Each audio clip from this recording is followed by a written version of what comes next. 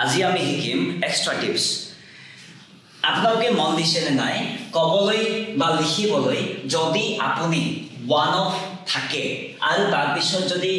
countable noun মানে হল গণিব পৰা noun যদি থাকে তো এই নাম বুজোৱা শব্দটো সদায় বহুবচনত লিখা যায় কিন্তু একবচন বুজাবৰ কাৰণে ধৰি লওক এই কথাটো মই ধুনীয়াকৈ লিখি দিছো আৰু এক্সাম্পল মই দেখাই আছো চাবলৈ one of the